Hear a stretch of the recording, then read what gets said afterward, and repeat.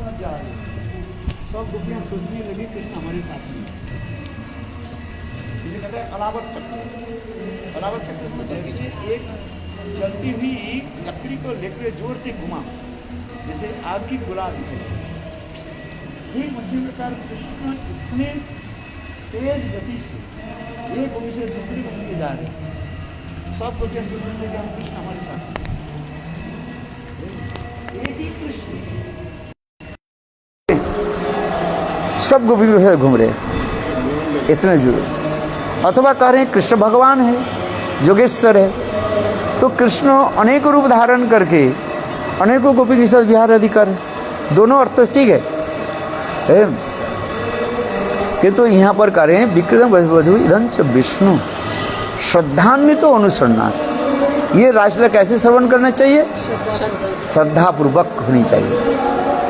कोई मनुष्य रासलीला नहीं कर रहे हैं, यहाँ तक भी आपको ये याद रखना चाहिए, ये मथुराधीश कृष्ण द्वारकाधीश कृष्ण रासलीला नहीं कर रहे हैं। वो कौन रस कर रहे हैं?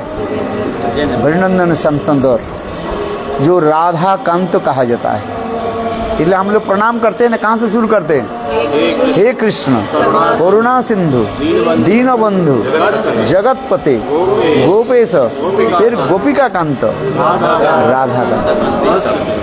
भाई राधा कांत जो है वो रास कर रहे हैं। ये हमारी भावना होनी चाहिए। राधा के साथ जिनकी इतने प्रेम प्रति है कांत कहा जाता है। कांत शब्द का अर्थ क्या है? कह अंत। उनकी अंत सीमा कहे कोई नहीं जानते, इसलिए कांत शब्द के अर्थ होता है कह अंत। कांत उनकी कह उनकी अंत कहाँ है कोई पता नहीं लगा सकता है।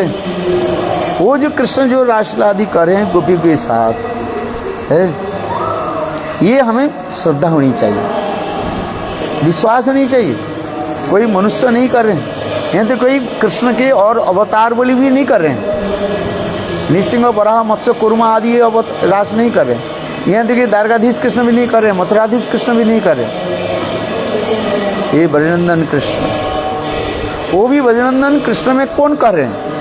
श्याम सुंदर है।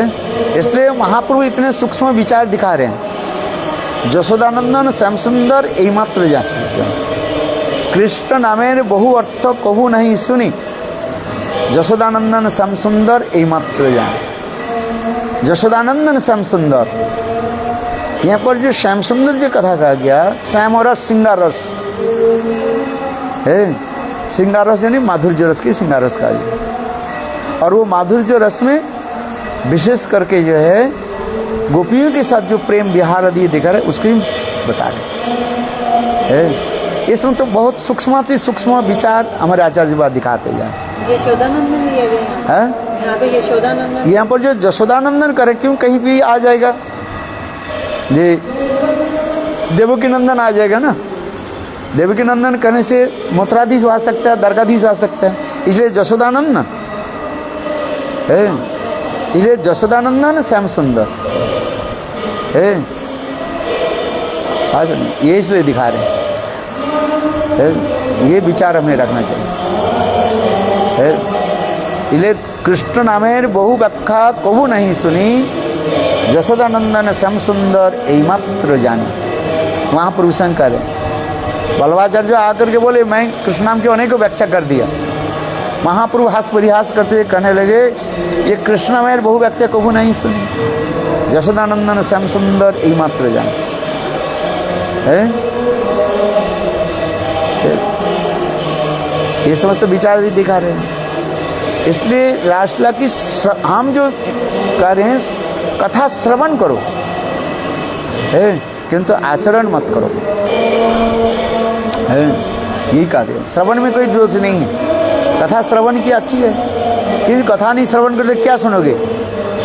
संसारी की कथा सुनोगे है कि नहीं? कथा तो सुनना ही पड़ेगा तुम्हें है। कौन सी कथा सुनोगे? संसार की सुनो, नहीं तो कृष्ण कथा सुनो। है मन खराब हुई तो होगा। संसार की कथा सुनने से मन खराबी होगा ही।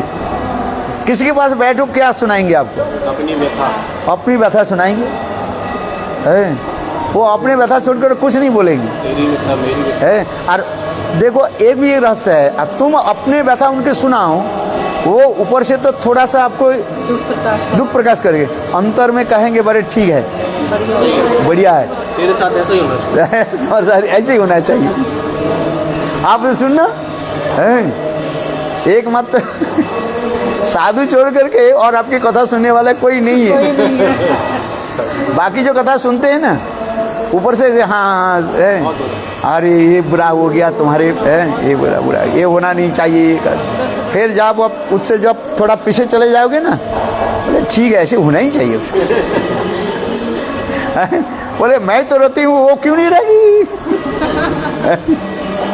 बोले रो है।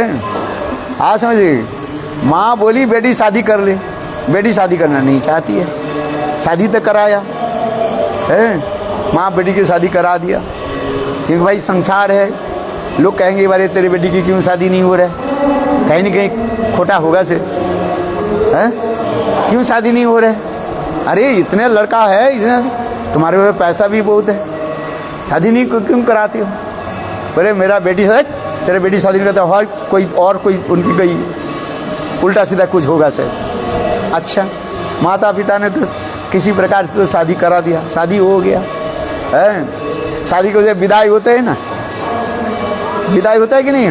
विदाई में क्या करते हैं? वो रोते, वो भी जाने, वो कभी भाई के पकड़ करके रोते हैं, कोई पिताजी के पकड़ के रोते हैं, सबके पकड़ करके रोते हैं, माँ के भी पकड़ के रोती है। और दामाद कहते हैं कार्य कब तक है, 2 घंटा हो गया तुम इसे रोते हो, इसे रोते हो, घर कब जाएंगे? और रोते अरे चल जल्दी से, ये सब नाटक छोड़ो हैं। पति क्या बोलते हैं? ये सब नाटक छोड़ो, चलो हमारे साथ। किंतु वो जाना नहीं चाहते माँ की, कि माँ भी देख रहे भाई 2 घंटे हो गया है, मतलब वहाँ पर पालकी बैठा हुआ है, लोग सारे जो है वो क्या क्या आता है? हाँ लोग जो सब ऊपर भाई 2 घंटे हो गया, इसके रोते अब जान। तो माँ उसने कह रहे बेटी, अंत में माँ क्या करती है, बेटी देख आज से मेरा रोना समाप्त हो गया, तुम्हारी रोना शुरू हो गया। देखना तुम, होता है कि नहीं होता? ये संसार उसी प्रकार की है, खुद तो दुखी है। आप रोई कि नहीं रोए? आपके माँ रोई थी कि नहीं रोई थी शादी के समय? आपकी आ गया, फिर आपके बेटी, आपकी यही परंपरा चलती जाएगी। संसार ऐसे विचित्रमय है, कौन किसके समझाए? दुखमय है वो, यही है। अब यहाँ 1 बजे जाए, इसलिए ठीक है संसार में रहने क्या करोगे? भगवत भजन करो है, ठीक है संसार में रहना तो पड़ेगा। कहाँ जाओगे छोड़ करके? कहाँ जाओगे? कहाँ जाओगे? कहीं जा नहीं पाओगे। इसलिए संसार में रहते हुए माता पिता भाई बंधु पुत्र परिवार सबके साथ रहते हुए उसमें थोड़ा भजन कर लो भाई, है अच्छे है कि नहीं? पति तो भजन करने नहीं देगी, देंगे? बोले सबके घर में पति कैसे, सब अभिमन्यु सब पड़ा हुआ है, राजा जी के पति ये लोग है, सब दुर्मत पड़ा हुआ है। कहाँ क्या करोगे आप बताओ? इससे बचने के क्या उपाय है? उसमें ही रह करके थोड़ा भजन करो। अच्छा थोड़ा प्रसाद ले आओ इनको सब, क्या भजन करो, ठीक है ना? हैं? गुरु मंत्र दिया था ना आपने मुझे, 1 मंथ पहले पर्चा में पढ़ ऐसे पेपर पे, वो पेपर ना मिसिंग हो गया, मेरे से पता नहीं, वो मुझे दे। पैसा खो गया, मेरी वो पेपर खो गया। अच्छा मैं अभी मैंने फ़ोन में फ़ोटो ली थी, वो फ़ोन टूट गया। हैं? जिस फ़ोन में फ़ोटो ली थी वो फ़ोन टूट गया। फोटो भी लेती हैं, पेपर भी लेती हैं। फ़ोन में फ़ोटो ली थी वो फ़ोन ही टूट गया। हाँ फ़ोन टूट गया। फोन टूट गया। अच्छा अभी देता हूँ। आ चलो भाई, हरे कृष्ण। Very good.